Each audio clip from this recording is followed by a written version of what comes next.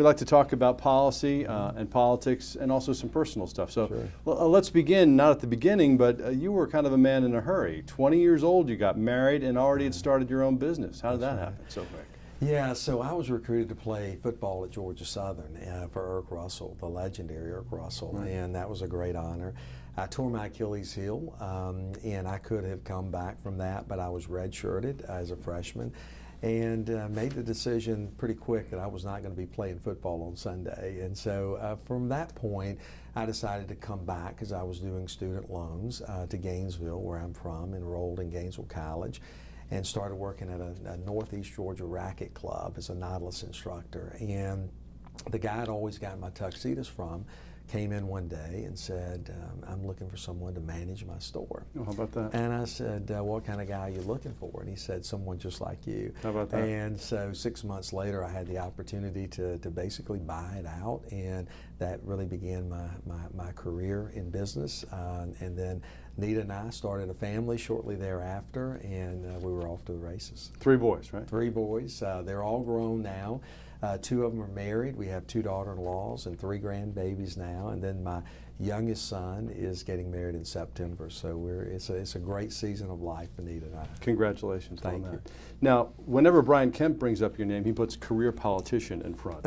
And given the fact that you spent 12 years in the state Senate and another 12 as lieutenant governor, there is something to that. How do you respond to that label? Yeah, well, I mean, obviously he's been in elected office almost as long as I have, but the reality is that, you know, I have been a businessman for 32 years, and my life in public service has been really a calling. It hasn't been a career, and I've never been able to derive a significant income off of this. And really, if you look at my record, you see that I have been committed to long-term public policy initiatives.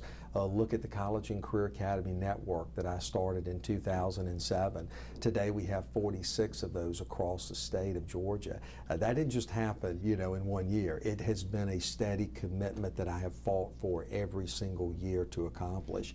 Our charter school system legislation that I passed in '07. Today 30% of our kids are underneath that new model of accountability. All of those things are significant, but also our Healthy Kids Initiative. We are leading the country really in our partnership and our innovation in helping our kids fight childhood obesity. And I've done that through a partnership with a healthy Alliance for a Healthier Generation. And these are all long-term commitments that has taken time, and I'm proud of those accomplishments. Yeah. Now, part of your career initiative, your education initiative, is making sure that kids have the option of a technical school Correct. education. Yeah, right? yeah. Talk about that. Yeah, and so obviously I fundamentally believe that education needs to be aligned with industry needs, and I don't believe in a one-size-fits-all educational system that says that we need to send all of our kids off to get a liberal arts degree. 25% of our workforce needs a liberal arts degree, but 75% are those that need to be dental hygienists, radiology technicians, plumbers, electricians, diesel mechanics, Yeah, good paying jobs. Great paying jobs. And so what we've done is we've taken a high school technical college, blended them together, and really allow them to teach kids in a relevant way. And so they see the 20 or 30 career pathways that they can explore.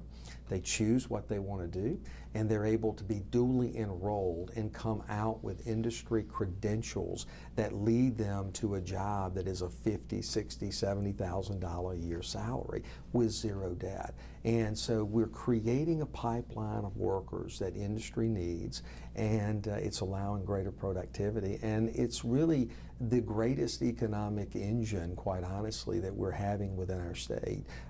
Companies that come here that want to locate, the first thing that a community takes them to is the College and Career Academy and says, this is the kind of workforce that we're going to develop for you. That's a huge, huge selling point. Okay. Now, while we're talking education, we have to talk about this secret recording that Clay Tippins made. Yeah.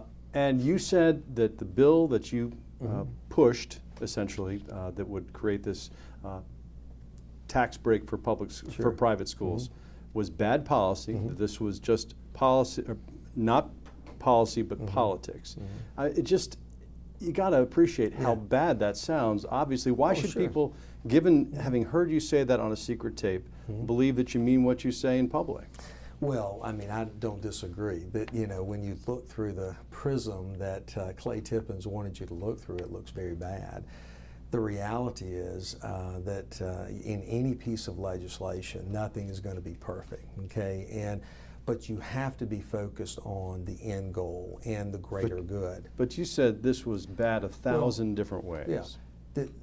The prism that we were looking through was a prism by which was referring to his uncle, who didn't vote for the piece of legislation, the only Republican, okay? Right. So that's first and foremost. That was the discussion that I was engaged with him on. Now, what I will tell you is that, yes, I did oppose the legislation, or I stopped the legislation because I was fighting to get more of those scholarships to needy individuals, okay? And I fundamentally believe that we need more of that. But this is the reality. Was it flawed to some degree, okay, because of that? Yes. But the reality is we were able to do something great for individuals escaping poor environments, and we were able to do something for charter schools and bringing parity. And through that effort, we were also able to fully fund K-12 education, QBE funding formula, for the first time in history. I'm proud of that ability to do so. Now, you can pick things apart, no different than President Trump said about the budget. Maybe 80% of it he didn't like, but 20% he did, but he knew it was right for the country. And in this situation, no one has led more on more options and more choices for education than I have. I'm proud of that record, and I will stand and I will fight for that record. Do I hate the fact that we had my education committee chairman oppose the legislation? I do. But the record reflects what I did, and it has advanced the cause for our citizens. Okay. And more than a few Republicans are disappointed with Mr. Tippins for having made this recording in the first place. Yeah. But when you mentioned his uncle, Lindsey, you said, you know, he's a man of principle. And I love that about him. He doesn't have to run again. I mean, the implication in your own words is that maybe you're not a man of principle. No, that's not an accurate assessment, okay, first and foremost. But can you understand why it could sound like that to people? Again, when you are looking through a prism that an individual is trying to lead you into a conversation that only is released to reflect that, I do. But please understand, this bill was passed overwhelmingly by the House Republican caucus. The Senate Republican caucus was begging for it as well, and there was one individual standing in the way, okay? And so the principal issue was, yeah, there were politics in the House, there were politics in the Senate, and in the end, I could not just allow one person to stand in the way. Okay, fair enough. One last question on education. Sure. Stacey Abrams says that under Republican leadership, $9 billion has been stripped from public education. What's your response to that? Well, obviously, I mean, you're going to have Democrats that are going to never admit that there's enough money to fund education. They think that more money will drive better outcomes in education. That's fundamentally flawed. If that was true, then the Atlanta public school system would have the best school system in the state of Georgia, because there's more money that's being spent per student than anywhere else in the state. The reality is that we've got to be focused on education, as I stated earlier, on making sure that we don't have a one-size-fits-all educational system, that we give greater flexibility, and in exchange we get higher outcomes and accountability measures. That's what I'm focused on. And so I want to give local schools flexibility, not to say we're going to have a one-size-fits-all where you have to have 18 students to one teacher. there are some students that could learn with 30 students to 1 teacher ratio, but then there are some that are going to need to be 8 to 1, and some might have to be 8 to 1 plus a parapro. And I want to give greater flexibility to the local system to design an educational system that meets the need of their community, but ultimately meets the need of the individual student. And driving more money into a system is not going to give you greater outcomes if you're not focused on the things that are moving the needle. That's why we put the chief turnaround officer in place to help these failing schools to not just do an assessment of where they're missing the mark, but give them the tools to help them turn it around. And so it's a combination of a lot of things, and money is not what is going to fundamentally drive education to a better level. All right. On the subject of money, let's talk about taxes. You've talked about cutting $100 million from the budget in the first 100 days. Sure. Where would that come from? Well, I mean, not only have I talked about $100 million, I mean, I am aggressively looking at ways to bring our tax code down from 5.5, which we lowered from 6 to under 5%. And so this is a significant undertaking. And the way I want to go about it is zero-based budgeting, true zero-based budgeting, where we begin programming our agencies towards outcomes and not just looking at the continuation part, but looking at ways in which we can bring greater efficiency, accountability, and transparency within the budgetary process. And I think that we can do that. The second piece of that is really focusing on our labor participation rate. Right now it's at an all-time low, both in our state but nationally as well. We have to be focused on individuals that are gaming the system, that are getting governmental assistance, that are able-bodied individuals that need to be back at work, but yet they're not. We need to have drug testing. We need to have work requirement if they're able-bodied individuals to make sure that they're doing everything that they can to be self-reliant, not government-reliant, but self-reliant. And by doing that and focusing on issues like poverty, where 25% of our kids live, and we have 40 counties that have 40+% poverty rate, when we begin lifting those individuals up, then we're going to see great productivity from the state. And as a result, it's going to have less impact on you and I as taxpayers as well. I believe in a safety net, but I don't believe that the safety net needs to become a hammock for people to rest in. I believe in a safety net that becomes a springboard that lifts people up. That's why I focused on the college and career academies, because that's how people gain the knowledge and skills that they need to be self-reliant. Okay, so as long as there are work requirements and other regulations, you're willing to expand Medicaid? Is that right? That's not what I said. I'm not in favor of the expansion of Medicaid. I'm not in favor even with work requirements? Yeah, even with work requirements, I am not in favor of expansion of Medicaid. Now, do I believe that we need to incentivize individuals to get back into the workforce? I do, and I want to do that through a adult retraining program. And I believe that we can do that in a 6-month timeline to give them the skills that they need in order to go to the workplace. And we're going to be very focused on that. Okay. You've been Lieutenant Governor for 12 years, 8 of them side by side with Governor Deal. Are you surprised that you haven't gotten an explicit endorsement from the governor at this point? Well, honestly, it's not. I mean, listen, the Deal-Cagle partnership has been very strong, and I am very thankful for what we've been able to accomplish. The #1 state to do business in, historic job numbers, 40,000 businesses that have been created, venture capital presence that has quadrupled as a state. We are the envy of the nation, and I don't think anyone can argue with that. But we're the capital of the South, and we've been making strong investments. I think people recognize that partnership. They recognize the record, the successes that come with it, and that's what this campaign's about. Do you want to continue economic prosperity as a state? Then there's one guy that can continue to carry that torch forward, and that's Casey Cagle. Okay.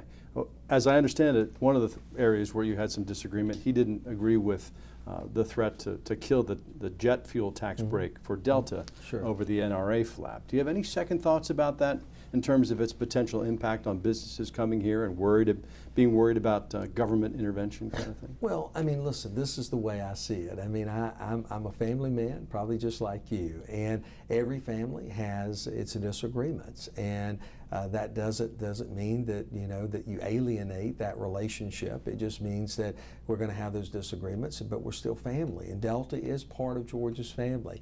I believe, kind of like Warren Buffett, that you as business exist as a fiduciary to your shareholders. It's not to engage in social policies in ways in which they did in weighing in on a liberal boycott.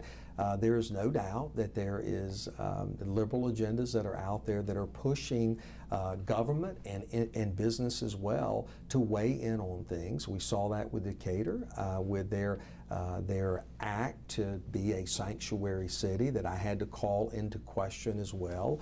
All of these things I think conservatives have to stand up for, and it's misinterpreted in the sense that it was all about NRA. I mean, the reality is that it's a Second Amendment and law-abiding gun owners, and there are those that are on both sides of the issue, but government or business in itself needs to exist to be the fiduciary for their shareholders. Okay. Governor Deal vetoed the Religious Freedom Bill. You have said that you would sign it. Stacey Abrams called it discrimination disguised as religion, I think is how she put it. So how do you feel about all this? Yeah, well, I mean, I guess Stacey Abrams says the same thing about the restaurant kicking out Sarah Huckabee as well, because she was part of the Trump campaign and not serving her and her guest at dinner.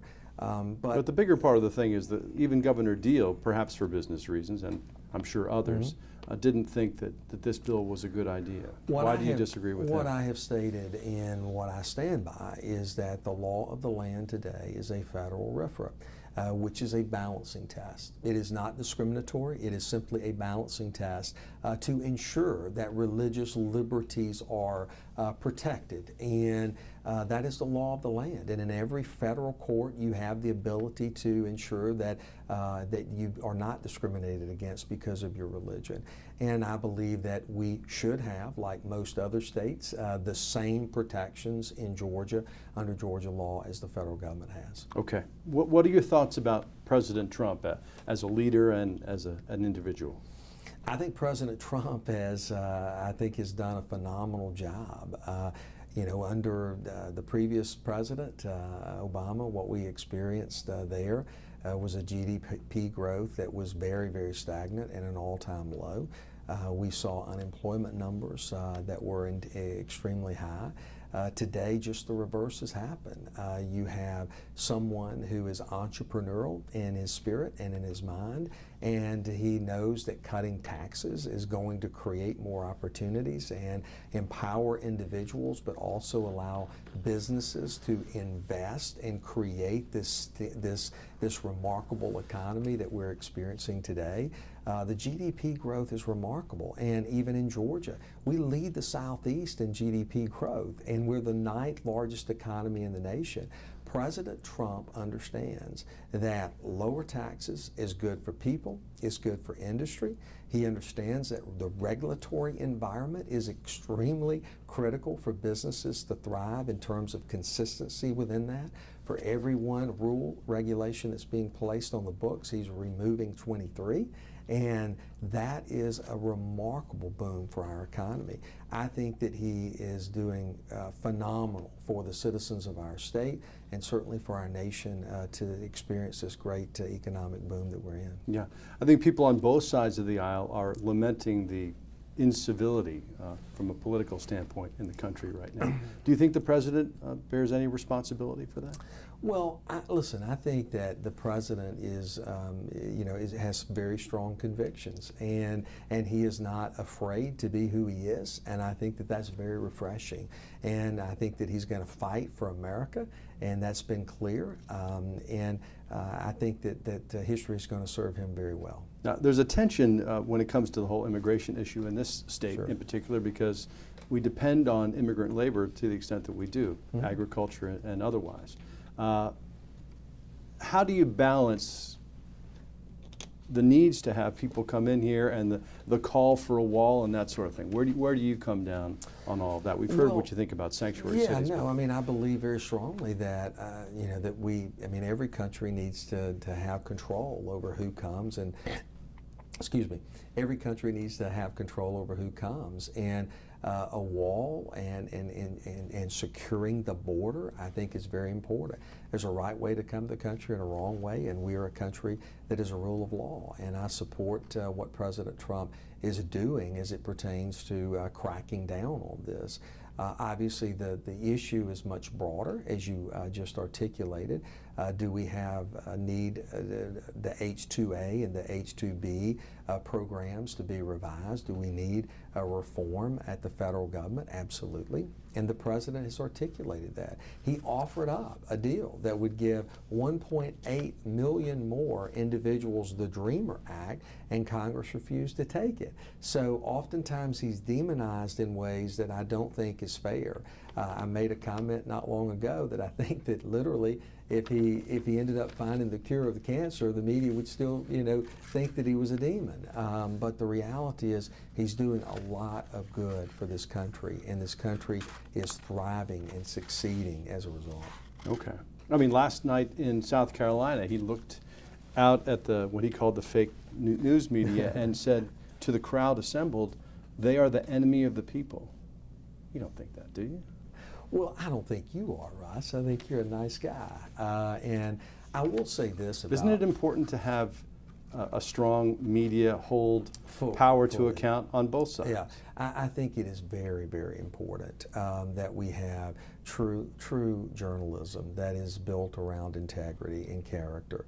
And today, I do think that we have a lot more commentaries, okay, in the news versus what we used to experience, where people would report the news, and I think in some regards that has opened up a door that has been somewhat concerning. But listen, all the media is not is not to blame. Okay. Let me ask you one more question about gun control. We touched on the NRA before, but polls seem to suggest that even some moderate Republicans and some Republicans are having a change of heart about at least common sense gun control. The question is what's common sense and what's not. Mm-hmm. Are there any restrictions on ownership of an AR-15, or is there any place where you differ from the NRA at all when it comes to this sort of thing, closing the gun show loophole, any of that? No, listen, this is what I believe. The Constitution gives us a right to bear arms, and I think that we should always uphold that, and I've been a staunch defender. I think that obviously there are people on both sides of this issue and I understand that. There's people in my family that do not see eye to eye with me, but I was raised in the South, and I was raised up around guns, and I obviously know how to handle it, taught my boys how to do it, and obviously the AR-15s are used in ways, in the southern region of our state to protect their farms, and there's nothing wrong with that. But no, I believe that we always need to uphold the Second Amendment, and I will be vigilant in doing so as governor. Okay. So you've been in public office now for a long time, so your family's used to this, but this is a different stratosphere running for governor of the state, a lot more attention. What's that been like for your family? Yeah, I mean, it's interesting because when I first ran in 2006 for lieutenant governor, it was a big race because I was running against Ralph Reed, who was the Christian Coalition and on the cover of Time magazine, so it got a lot of national news. But my boys were much smaller then, and Nita was not as active in the campaign as she is now because our boys are grown. But it's been a great experience, and the boys have been extremely helpful, both in terms of being surrogates out there, and Nita has been a wonderful surrogate too. Oftentimes I tell people I think that she draws a bigger crowd than I do because she's that popular and just a wonderful, wonderful lady. But it's a stress, it's a strain on the family because my travel schedule and the long, hard hours that I work. But they're very gracious, and they're chipping in and doing their part. And as always, campaigns get nasty, they get ugly, and they get people say things about you that are not true, and oftentimes you have people that do it deliberately, in a secret way.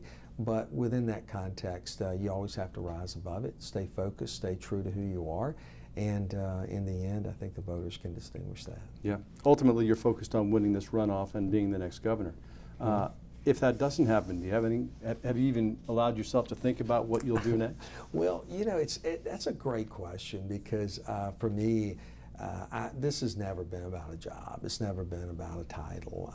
I mean, it's always been about making a difference and presenting the ideas and the solutions that we've talked about today. I mean, I'm passionate about it. I really believe from where I came from a little single wide trailer when my dad left my mom when I was 3 years old, seeing her persevere and make sacrifices to think that I could be the number 2 guy in state government, much less the number 1 guy, shows you what's possible in a great state like Georgia. And I've been successful in business, and I'll continue to be successful in business either now or 4 years or 8 years from now after I am the governor of the state of Georgia. Thank you for your time. Great to be Appreciate with you. it very much. Thank you. Yes, sir. Enjoyed being with you. Thank you.